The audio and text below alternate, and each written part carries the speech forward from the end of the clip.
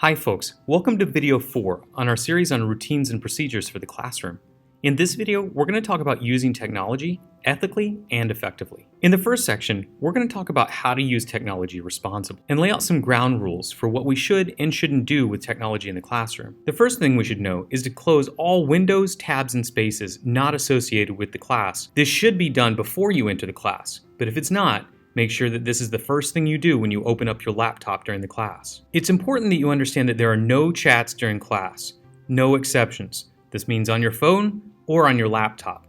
If you have a chat open, even in your Gmail, you need to close it. Under no circumstances should you be using a chat in the classroom to communicate with either students in the class or in other classrooms. Here's a list of strictly banned websites from the classroom. You should not be on any of these websites during the class. There may be a few teacher-directed exceptions for things like YouTube or Instagram if you're using them for some reason during a lesson. But other than that, if a teacher finds a tab open to any of these websites, you know that you've committed a behavioral infraction. Make sure that you don't have any of these websites open anytime you are in class. A good rule to go by is that if it's not for school, then you should not have it open during class. Here's the way that laptops should be used. The first is to complete assignments. Laptops can really help speed up learning, but they only speed up learning as long as they're not being a distraction. The second is to conduct research. There is a wealth of information available online, and modern day researchers need to know how to use the web effectively in order to mine information. Third is communicating and coordinating with teachers and other students regarding school matters. Things like Google Documents and your school email are great ways to collaborate and coordinate with other people. Remember, the appropriate uses of technology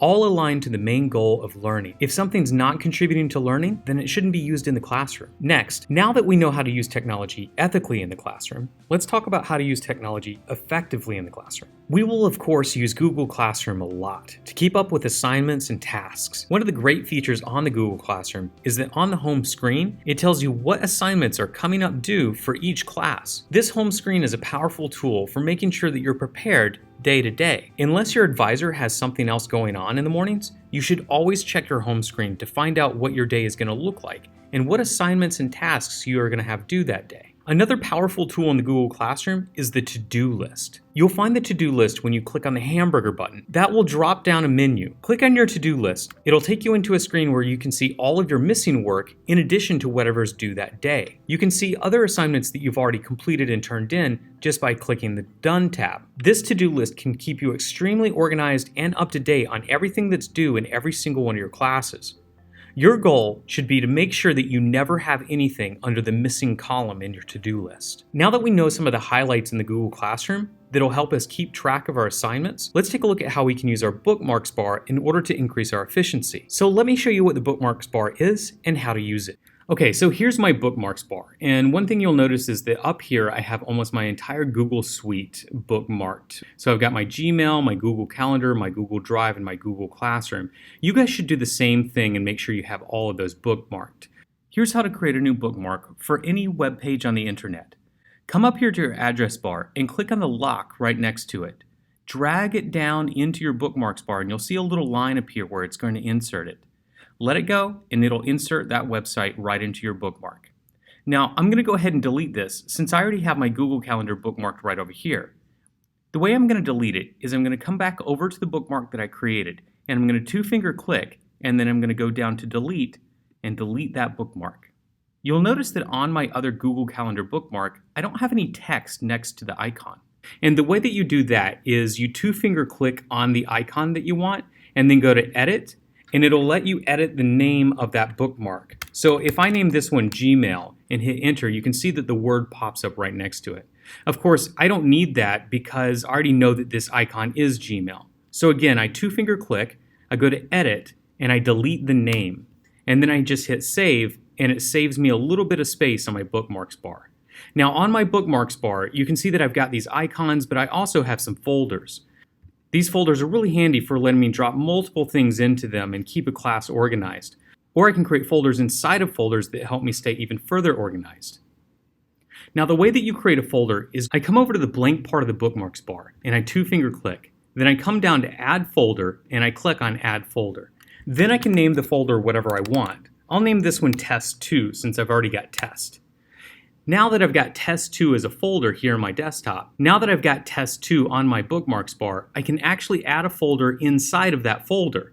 I do that by highlighting the folder by hovering over it, and I two-finger click again, and I go again to Add Folder. Now I'm going to name that Inside Folder, and I hit Save, and you'll see that inside my Test 2 folder, I have Inside Folder. Now anytime I want to bookmark a website inside that folder, I start by going to the website.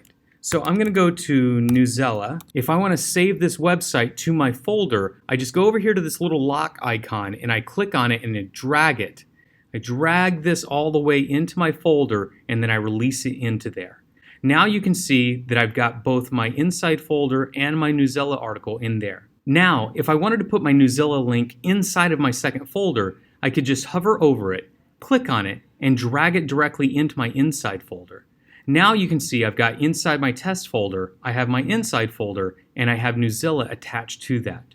This is the way that my current TOK folder is working when I come down to thought videos. This is a bunch of videos that I thought would be good to show in class to inspire thinking, but I didn't want them taking up a lot of space inside of my folder, so I created my subfolder and just dragged them in there. It saves a lot of room and helps me stay super organized. Now that I understand how to use my Bookmarks bar, let's take a look at some of the bookmarks that you should make on yours. Here are some bookmarks that we expect you to have. You should definitely have bookmarks for your Gmail, your Google Calendar, and your Google Classroom to-do list. You should also create an admin folder, and inside of the admin folder, add the bookmarks for ManageBack, PowerSchool, and your personal schedule there. You'll also need to create subject folders for each one of your classes. In each of your subject folders, you should add the link to your Google Classroom for that class. Later, you should add any links for any task sheets or other important documents that you're given for the subject. Those are some of the best ways to make sure that you're using technology ethically and effectively. Just to review some of the material we've covered in the last 4 videos. First, we covered entering, learning, and exiting the classroom. After that, we looked at workflow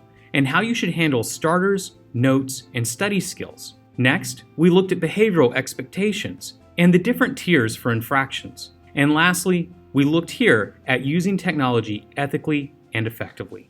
Now you have a great foundation for the types of routines and procedures we'll regularly expect from you in the classroom. We hope that these routines and procedures help make you more organized, more prepared, and more effective in your learning. We hope that you have a great year, and good luck.